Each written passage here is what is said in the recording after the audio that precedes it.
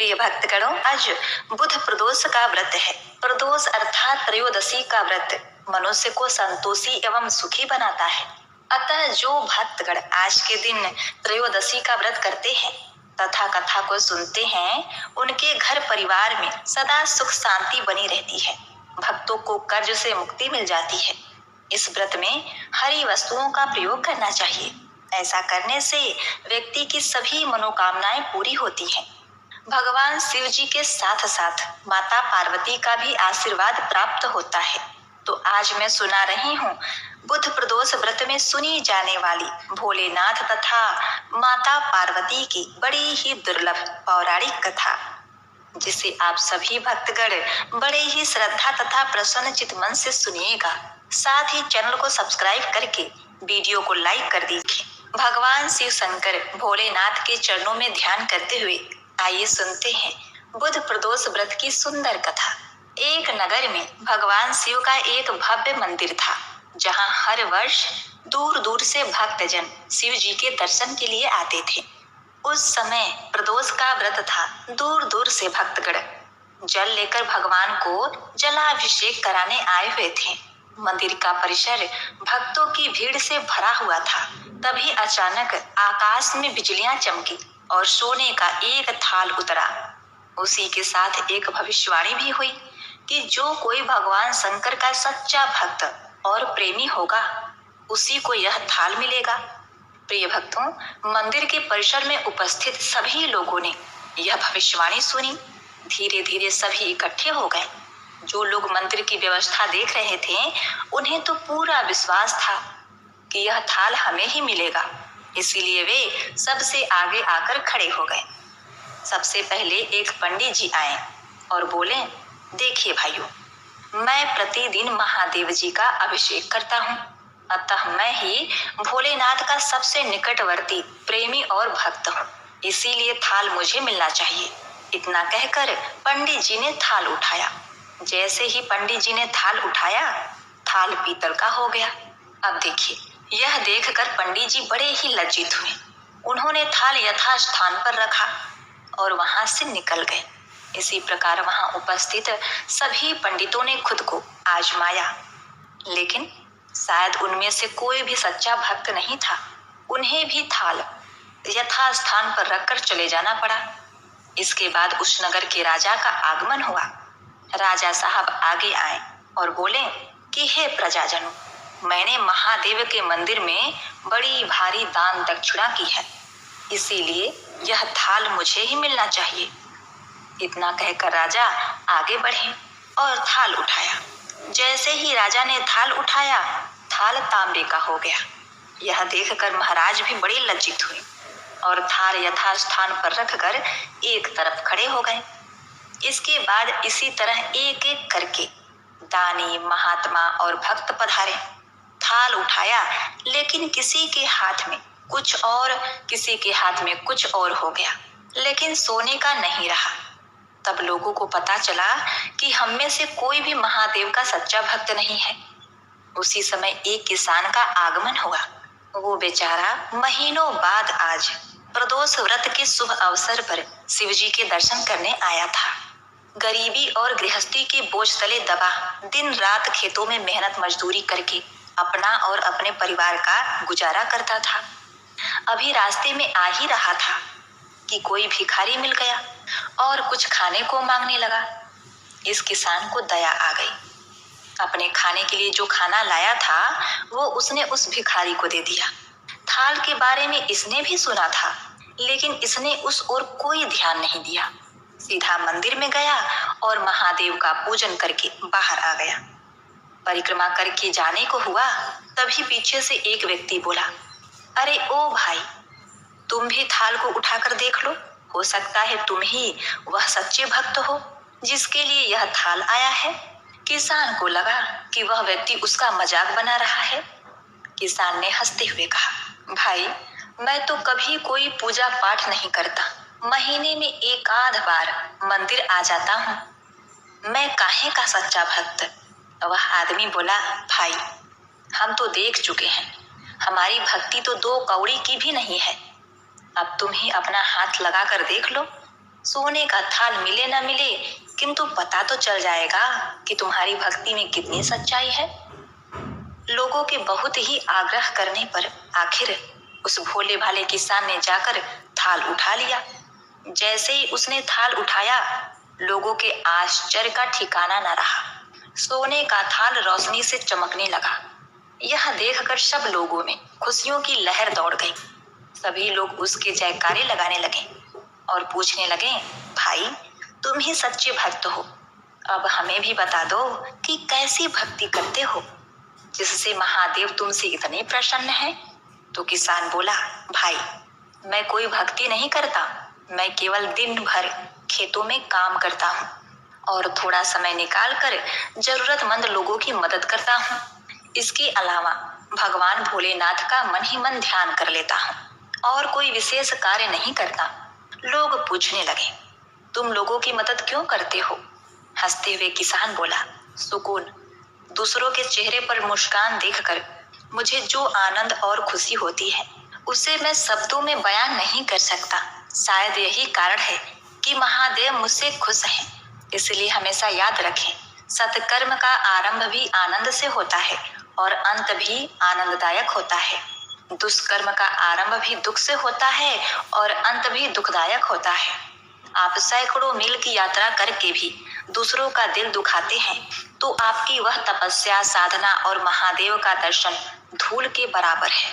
तो एक बार प्रेम से बोलिए, जय भोलेनाथ, पार्वती पते हर हर महादेव। हे भोलेनाथ, जैसे आपने उस किसान पर कृपा दृष्टि बरसाई, वैसे अपने सभी भक्तों का कल्याण करना।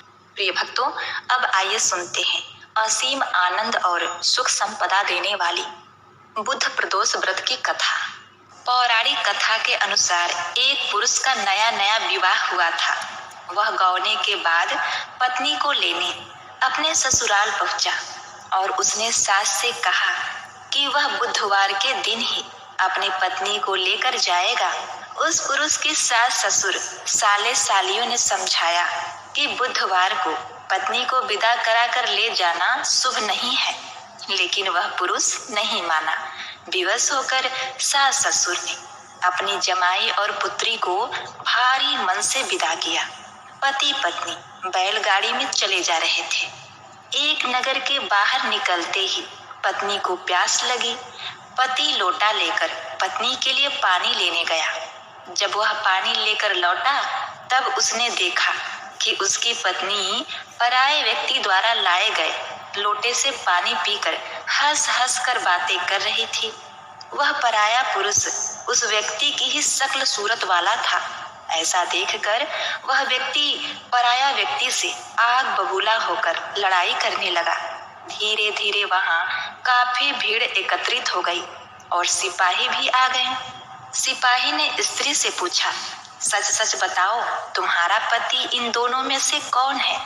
लेकिन वह स्त्री चुप रही, क्योंकि दोनों ही व्यक्ति एक ही शक्ल सूरत के थे। अब क्या था, बीच राह में अपनी पत्नी को लुटा देखकर वह व्यक्ति मन ही मन शंकर भगवान की प्रार्थना करने लगा। हे भगवान, मुझे और मेरी पत्नी को इस मुसीबत से बचा लो।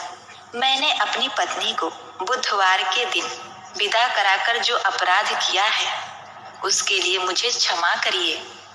भविष्य में मैं ऐसी गलती कभी नहीं करूंगा।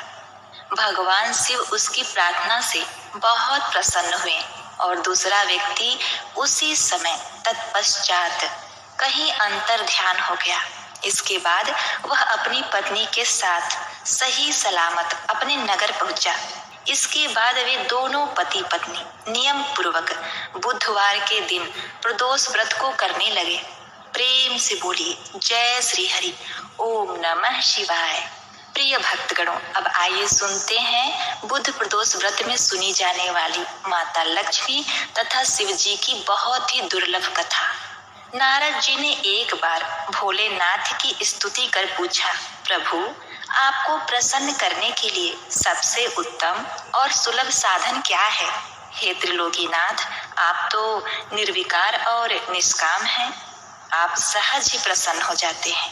फिर भी मेरी जानने की इच्छा है कि आपको क्या प्रिय है। शिव जी बोले, नारद जी, वैसे तो मुझे भक्ति के भाव सबसे प्रिय है, फिर भी आपने पूछा है तो बताता हूँ। मुझे जल के साथ साथ बिल्व पत्र बहुत प्रिय है। जो अखंड बिल्व पत्र मुझे श्रद्धा से अर्पित करते हैं, मैं उन्हें अपने लोक में स्थान देता हूँ। अब देखिए, नारद जी भगवान शंकर और माता पार्वती की वंदना करके अपने लोक चले गए। उनके जाने के पश्चात माता पार्वती ने शिव जी से पूछा, हे प्रभु, मेरी यह जानने की बड़ी उत्कृष्ट इच्छा हो रही है कि आपको बेलपत्र इतना प्रिय क्यों है। कृपा करके मेरी जिज्ञासा शांत करें। शिव जी बोले, हे शिवे, बिल्वपत्र के पत्ते मेरी जटा के समान है। उसका त्रिपत्र यानी 3 पत्ते ऋग्वेद, यजुर्वेद, सामवेद है। शाखाएं समस्त शास्त्र का स्वरूप है। बिल्व वृक्ष को आप पृथ्वी का कल्प वृक्ष समझे, जो ब्रह्मा, विष्णु, शिव रूप है। हे पार्वती, स्वयं महालक्ष्मी ने शैल पर्वत पर बिल्व पत्र के रूप में जन्म लिया था। इस कारण भी बेल का वृक्ष मेरे लिए अति प्रिय है। महालक्ष्मी ने बिल्व का रूप धरा। यह सुनकर माता पार्वती कौतूहल में पड़ गई। माता पार्वती जी कौतूहल से उपजी जिज्ञासा को रोक नहीं पाई। उन्होंने पूछा, देवी लक्ष्मी ने आखिर बिल्व वृक्ष का रूप क्यों लिया। हे प्रभु, आप यह कथा विस्तार से कहें। भोलेनाथ ने देवी पार्वती को कथा सुनानी शुरू की। हे देवी, सतयुग में ज्योति रूप में मेरे अंश का रामेश्वर लिंग था। ब्रह्मा आदि देवों ने उसका विधिवत पूजन अर्चन किया था। इसका परिणाम यह हुआ कि मेरे अनुग्रह से वाणी देवी सबसे प्रिय हो गई। वह भगवान विष्णु को सतत प्रिय हो गई। मेरे प्रभाव से भगवान केशव के मन में भाग्य देवी के लिए जितनी प्रीति उपजी हुई, वह स्वयं लक्ष्मी जी को न भाई। लक्ष्मी देवी का श्री हरि के प्रति मन में कुछ दुराव पैदा हो गया। वह चिंतित और रुष्ट होकर चुपचाप परम उत्तम श्री शैल पर्वत पर चली गई। वहां उन्होंने तप करने का निर्णय लिया और उत्तम स्थान का चयन करने लगी। देवी लक्ष्मी ने उत्तम स्थान निश्चित करके मेरे लिंग विग्रह की उग्र तपस्या आरंभ कर दी। उनकी तपस्या कठोरतम होती जा रही थी। हे परमेश्वरी, कुछ समय बाद महालक्ष्मी जी ने मेरे लिंग विग्रह से थोड़ा ऊर्ध्व में एक वृक्ष का रूप धारण कर लिया। अपने पत्तों और पुष्प द्वारा निरंतर मेरा पूजन करने लगी। इसी तरह महालक्ष्मी ने कोटि वर्ष अर्थात 1 करोड़ वर्ष का घोर आराधना की। अंत में उन्हें मेरा अनुग्रह प्राप्त हुआ। मैं वहां प्रकट हुआ और देवी से इस घोर तप की आकांक्षा पूछकर वरदान देने को तैयार हुआ। देवी लक्ष्मी ने मांगा कि श्री हरि के हृदय में मेरे प्रभाव से भाग्य देवी के लिए जो स्नेह उत्पन्न हुआ है वह समाप्त हो जाए। प्रिय भक्तगणों, अब शिव जी ने कहा कि हे पार्वती, मैंने महालक्ष्मी को बहुत समझाया कि श्री हरि के हृदय में आपके अतिरिक्त किसी और के लिए कोई प्रेम नहीं है। भाग्य देवी के प्रति उनका प्रेम नहीं अपितु श्रद्धा है। यह सुनकर श्री लक्ष्मी जी प्रसन्न हो गई और पुनः श्री हरि के हृदय में स्थिर होकर निरंतर उनके साथ विहार करने लगी। हे पार्वती, महालक्ष्मी के हृदय का एक बड़ा विकार इस प्रकार दूर हुआ। इस कारण हरि प्रिया उसी वृक्ष रूपा में सर्वदा अतिशय भक्ति से भरपूर यत्न पूर्वक मेरी पूजा करने लगी। हे पार्वती, इसी कारण बिल्व का वृक्ष, उनके पत्ते, फल फूल आदि मुझे बहुत प्रिय हैं। हे देवी, मैं निर्जन स्थान में बिल्व वृक्ष का आश्रय लेकर रहता हूँ। बिल्व वृक्ष को सदा सर्वतीर्थयम एवं सर्वदेवम मानना चाहिए, इसमें तनिक भी संदेह नहीं है। बिल्व पत्र, बिल्व फूल, बिल्व वृक्ष अथवा बिल्व काष्ठ के चंदन से जो मेरी पूजा करता है वह भक्त मेरा प्रिय है। बिल्व वृक्ष को शिव के समान ही समझो, वह मेरा शरीर है। जो बिल्व पर चंदन से मेरा नाम अंकित करके मुझे अर्पण करता है, मैं उसे सभी पापों से मुक्त करके अपने लोक में स्थान देता हूँ। हे देवी, उस व्यक्ति को स्वयं लक्ष्मी जी नमस्कार करती हैं जो बिल्व से मेरा पूजन करता है। जो बिल्व मूल में प्राण छोड़ता है उसको रुद्र देह प्राप्त होता है। मेरी पूजा के लिए बेल के उत्तम पत्तों का ही प्रयोग करना चाहिए।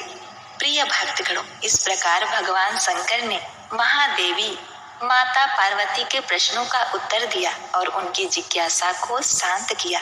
प्रेम से बोलिए जय शिव शंकर, जय हो माता पार्वती, ओम नमः शिवाय।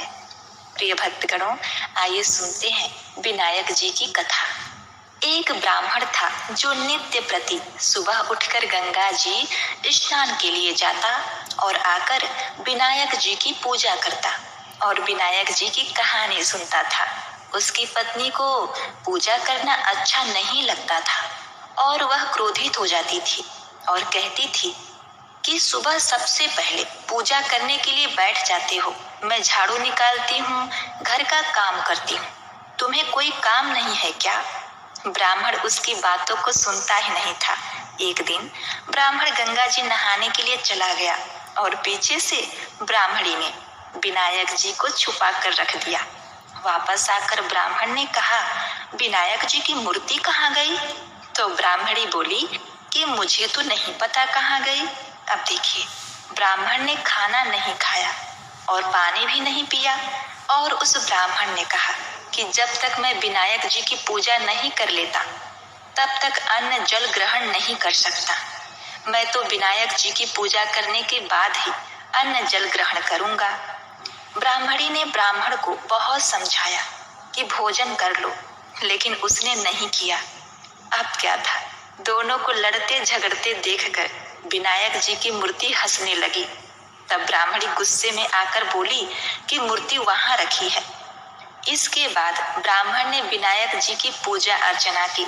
तब अचानक ही विनायक जी की मूर्ति बोल उठी, हे ब्राह्मण, तुझे मेरी सेवा करते हुए बहुत दिन हो गए, कुछ मांग, मैं तुझे कुछ देना चाहता हूँ। ब्राह्मण बोला, अन्न मांगो, धन मांगो, जितना दुनिया में सुख है सब मांगो। तब विनायक जी ने सारा सुख, धन, अन्न सब ब्राह्मण को दे दिया। ब्राह्मण मूर्ति को मंदिर में रखकर पूजा अर्चना करने लगा। ब्राह्मणी को इतना धन मिलने से उसकी पूजा करने की श्रद्धा जाग उठी और वह भी ब्राह्मण को बोलकर मूर्ति घर में रखवाई और खूब प्रेम से पूजा करने लगी। हे विनायक जी महाराज, जैसा ब्राह्मण को सुख दिया वैसा सबको देना। तो बोलो गजानन महाराज की जय, विनायक जी महाराज की जय, ओम नमः शिवाय। प्रिय भक्तों, अब आइए सुनते हैं विनायक जी की दूसरी कथा। दो देवरानी और जेठानी थी। देवरानी के पास बहुत धन था, लेकिन जेठानी गरीब थी। जेठानी गणेश जी की बहुत आराधना करती थी।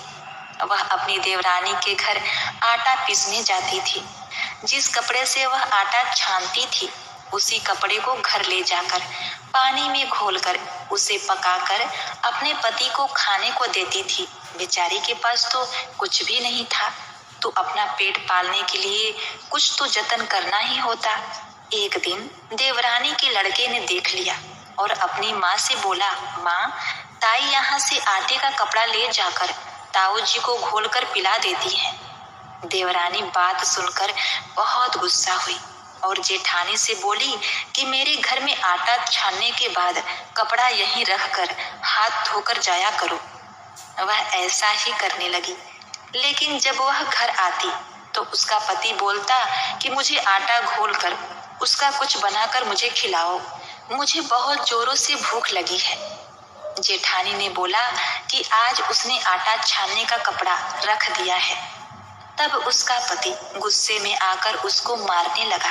उस रात वह गणेश जी करती हुई सो गई। गणेश जी आए और उन्होंने पूछा कि कौन रो रहा है। उसने बोला कि मैं हूँ। रोज मैं देवरानी के घर से आटा छानने का कपड़ा लेकर आती हूँ, उसे घोल कर पकाकर पति को खिलाती हूँ। लेकिन आज मेरा पति भूखे पेट था, उसे भूख लगी थी, उसे कुछ खाने को नहीं मिला। देवरानी ने मुझे कपड़ा लाने नहीं दिया, मैं अपने पति को कुछ भी खिला पिला नहीं सकी, इसीलिए उसने मुझे खूब मारा। प्रिय भक्तगणों, अब गणेश जी की लीला देखिए। गणेश जी ने कहा कि मैं घर घर से तिलकुट खाकर आया हूँ, मुझे शौच जाना है, कहाँ जाऊं? उसने कहा, महाराज बहुत जगह पड़ी है, कहीं भी चले जाओ। अब क्या था, गणेश जी उसी के घर में शौच करके वहां से चले गए। थोड़ी देर बाद जब उसने उठकर देखा तो सारा घर हीरो से जगमगा रहा था। वह धन को इकट्ठा करने लगी तो देवरानी के घर जाने में देर हो गई। देवरानी ने लड़के को भेजा कि देखकर आओ आज ताई क्यों नहीं आई। लड़के ने जाकर देखा कि ताई के घर में तो बहुत सारा धन हो रहा है। उसने जल्दी से जाकर अपनी माता को बताया। देवरानी दौड़ी दौड़ी आई और पूछा, तेरे यहाँ इतना धन कहाँ से आया? तो जेठानी ने सारी बात बता दी। इतना सुनकर देवरानी घर पर गई और अपने पति से बोली कि मुझे भी लकड़ी से मारो। देवरानी के पति ने उसे लकड़ी से मारा और पूछा, तू इतना धन की भूखी क्यों मार खाती है? लेकिन वह नहीं मानी। उसके पति ने उसे खूब मारा। वह सारा मकान खाली करके गणेश जी का नाम लेकर सो गई। गणेश जी आए और बोले कि मैं घर घर में तिलकुट खाकर आया हूँ, इसीलिए मुझे शौच जाना है, कहाँ पर जाऊं? तब वह बोली, महाराज मेरे तो बहुत बड़ा मकान है, कहीं पर भी चले जाओ। अब क्या था, गणेश जी शौच करके वहां से अंतर ध्यान हो गए। थोड़ी देर बाद वह उठकर देखी तो उसने देखा कि घर में बहुत सारा कूड़ा कचरा रखा हुआ है। यह देखकर वह बोली कि महाराज आपने तो मेरे साथ कपट किया है, जेठानी को तो इतना सारा धन दे दिया और मुझे कूड़ा कटकर। गणेश जी फिर वहां आए और बोले, तू धन की भूखी मार खाई और वह धर्म की भूखी थी। देवरानी बोली, महाराज यह सब कूड़ा कचरा समेटो, मुझे तो धन नहीं चाहिए। तब गणेश जी ने कहा, तेरे पास जितना भी धन है उसमें से आधा जेठानी को दे दे, तब यह कूड़ा कचरा समेट लूंगा। देवरानी ने जब अपने धन में से आधा धन जेठानी को दिया तब गणेश जी ने अपनी माया को समेट लिया। हे गजानन महाराज, जो आपने देवरानी को दिया वैसा किसी को मत देना, जो जेठानी को दिया वैसा सबको देना। विनायक जी की कहानी कहने वाले को, विनायक जी की कहानी सुनने वाले को, ओंकार भरने वाले को और पूरे परिवार को देना। प्रिय भक्तगणों, उम्मीद करती हूँ आज की कथा आपको अत्यंत पसंद आई होगी। अगर आपको यह कथा पसंद आई है तो आप हमारे चैनल को सब्सक्राइब, लाइक और शेयर करिए। और हाँ, कमेंट में गणपति भगवान की जय, ओम नमः शिवाय अवश्य लिखिएगा।